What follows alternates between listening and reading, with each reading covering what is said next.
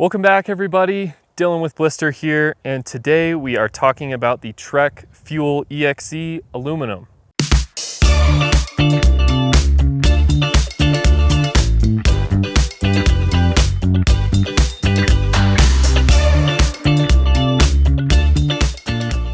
So Simon, you and I have spent the last few months riding the Trek Fuel EXe aluminum. We've logged a couple hundred miles on it. We're going to talk about what the bike is, what makes it stand out, and who it's for. Our particular build kit that we tested is the EXe 8 XT. What's our fork, shock, brakes? What are we looking at there? Right, well, as you would imagine, XT drivetrain. Yep, as the name suggests. Yep, Fox suspension with a Fox 36 rhythm in the front and a Float X performance in the rear. Yep. A smattering, of course, of Bond Tracker parts, as you would expect on a Trek. Yep. And some Shimano 4-piston brakes. Very what you would expect kind of a build. And that's coming in at $6,600. So, yeah, doesn't exactly, break the bank, make you sell a kidney like some of these other e-bikes getting up to even $14,000. So that's definitely, I think, a selling point on this bike for sure. As far as geometry goes, what are the numbers looking like? These numbers are all going to be in the low setting. Yeah. I think that's where most folks will end up if they're not running mixed wheel sizes. Right. Head tube angle at 64.8, seat tube angle 76.8, reach 483 millimeters. Now that's for the size large. That's what we had for a test bike. And the chainstay length is 440 millimeters across all sizes. It is full 29er, but Trek says you can run a 27.5 rear wheel. You just got to keep the flip chip in the high setting versus the low setting. Pretty middle of the road geometry numbers for a trail bike, for a trail e-mountain bike. I suppose that 483 mil reach on the large is maybe a bit on the longer side, gives you a little more room there. But overall, yeah, pretty standard numbers. Pretty safe numbers. Yeah. Bear in mind though, with plus or minus 1 degree adjustability from that headset adjustment, you could get down to 63.8 or conversely 65.8. The system is lightweight. The whole package is lightweight, and you get that lightweight by having a lighter weight battery as well, which comes in at 360 watt hours. So on the smaller side, let's put that out there now. Yeah, if you think that 360 watt hour battery might be a little small for the kind of rides that you have planned, Trek does offer a range extender that basically fits right in the bottle cage that adds an additional 160 watt hours to the system, giving you a total of 520 watt hours. When you're pedaling this bike, the first thing I think I noticed is the motor doesn't kick on and sort of jolt you forward immediately. It does a pretty good job of matching your input with its output and providing really good feeling pedal assist. It's definitely worth bringing up the unique TQ HPR 50 motor. They use a harmonic pin ring reduction system in this motor. So basically, instead of having gears that are sort of up against each other, working to reduce the electrical output to more so match the standard sort of cadence of a human cyclist, the HPR 50 motor basically uses 2 rings where the inner one sort of processes in an ellipses within the outer one. The inner one has less teeth.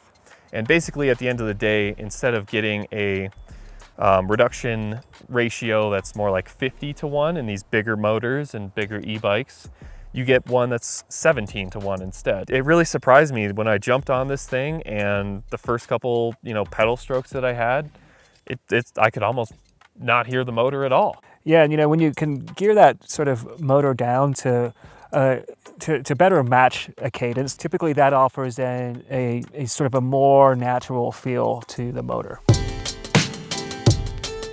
What exactly are you not getting on this bike that you are getting on other e-bikes when it comes to the motor system? Newton meters of torque. Yep. And watt hours of battery. Yeah, absolutely. That pretty much sums it up. But what are you getting in return? A lighter weight bike. Definitely, yeah. I was finding myself kind of topping out at around 20 miles, maybe even as few as 15, depending on how much vert, maybe 2,000 to 3,000 feet of vert. And that's on the full high assist power level, of course. Yeah, I wouldn't say that I came away from this bike impressed by its range. In the eco mode, I found that the range was pretty on par with, let's say, for instance, the Fazua Ride 60 system that has a 430 watt-hour battery. They were comparable, but it's when you toggled into the full power mode, this thing was like a 4-barrel carburetor with the secondaries open, you know, in an old truck. You could just almost see it going down. You're like, oh God, my power is going away quickly. Just tick away with every pedal stroke.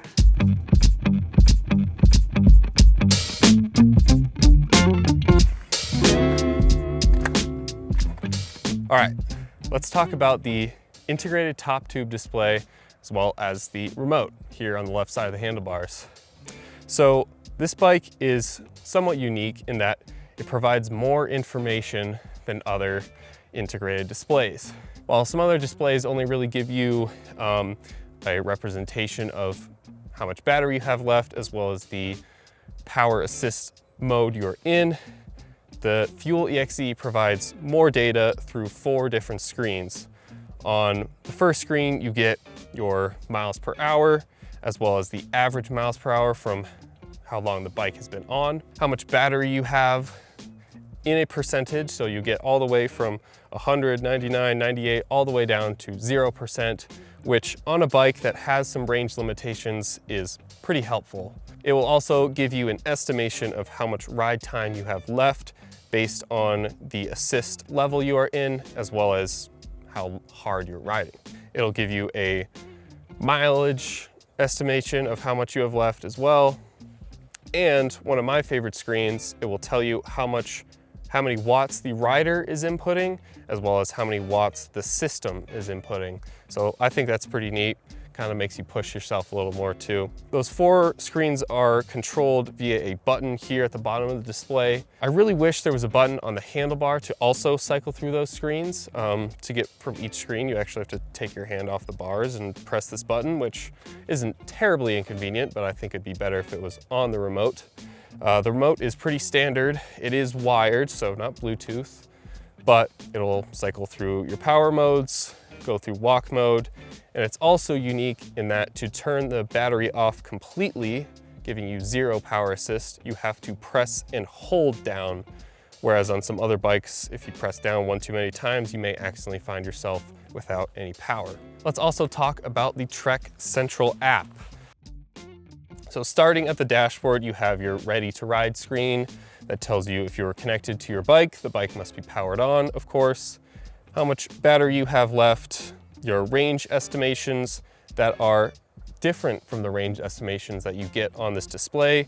It's based on your rider weight that you have inputted into the app, as well as where you are geographically, what the kind of terrain is around you, and your riding history. It also gives you some recommended pressures for both the tires as well as the suspension, again, based on your rider weight. Lastly, it has motor tuning capabilities within the app.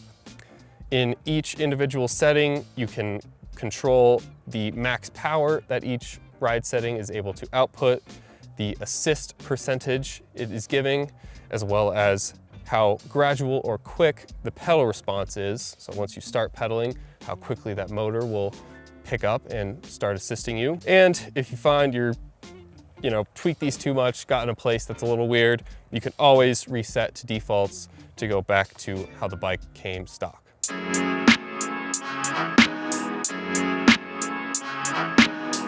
One of the things that I like about these lower powered eMTBs is getting past the 20-mile-an-hour mandatory cutoff speed. Yeah, okay? Absolutely. So one of the things I noticed that when we were riding again together and I was on the full power bike, when it was that low angle, when you're starting to pedal for speed past the motor assist point where it cuts off, you started to pull away because they pedal more efficiently. There's less drag in the system. The bike obviously weighs less, and you just started stretching away from me. Yeah. As a result, definitely, you can go faster in those situations on that bike. Yeah, had a really familiar feel to it. It's easy to move around. Hitting on the brakes, it slows down a bit quicker than those, 50+ pound e-bikes. It's a bit easier to manage, and tipping it over into corners, popping it up, getting it into the air. It definitely has a more non-motorized feel to it than these bigger bikes. I think the suspension feels a bit more plush and forgiving and traction rich than super stiff and efficient and sporty. I think the geometry is really well sorted out in that the C-tube angle puts you at a pretty good spot to put the power down when you need, but when you're, pedaling across flatter roads to, get to the trailhead like you should be doing on an e-bike when you have a motor, I think it feels really natural there too, whereas, bikes with a steeper C-tube angle, you kind of feel like you're sliding off the front of. I'd say it punches out of its weight class descending as far as what you look at the numbers and the travel. And this bike we have is 150, 140. Yeah. You can put a 160 fork on the front. Trek says condone that's it. okay. One of the things when we rode together, I was amazed how fast you were going downhill in this thing. I was riding a much longer travel full power e-bike, the Oreo Wild. Yeah. And I was like, Jesus, Dylan is absolutely mobbing this trail right now. Obviously because you felt comfortable, because the bike was really good.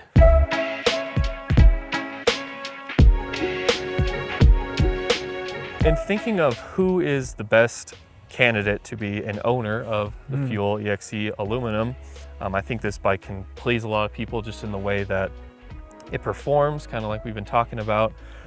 But when we think about these problems that we were running into as far as the range goes, to me, it's hard for me to recommend this bike for someone who is interested on going on those really big e-bike rides where you're, doing super steep up and down moto trails. Even with the range extender, it doesn't have the Newton meters to back it up when you're trying these really steep, these impossible climbs. Right. Yeah, I did find myself using the walk mode on this bike more so than other e-bikes, just because I think it, like you said, it lacked a bit of power to get up those, somewhat impossible climbs that become possible on those really big, heavy, big battery, big motor e-bikes.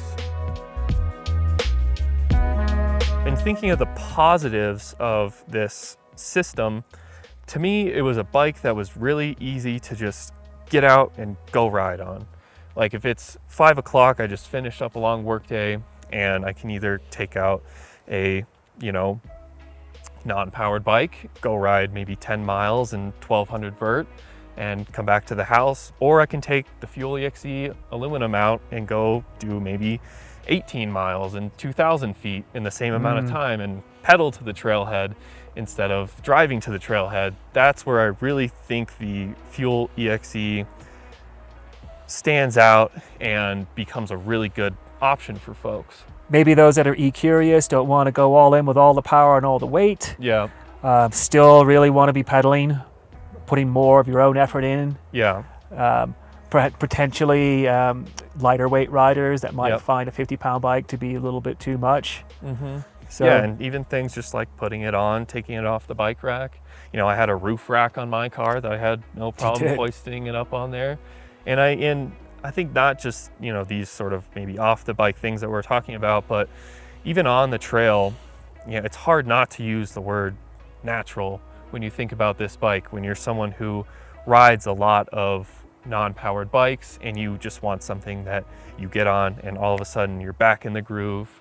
You're not, on a 50-pound bike that maybe takes a little bit more muscle to move around and is harder to pop into the air and go for these gaps that you would do on your non-powered bike. So I think there is a level of familiarity with this bike that isn't provided by those bikes that maybe don't have as many problems as far as range and power goes.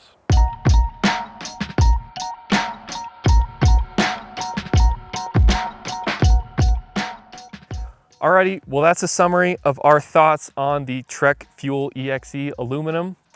Like I mentioned, this is a bike that I enjoyed more than I thought I would. I think for the right rider, this is an excellent option.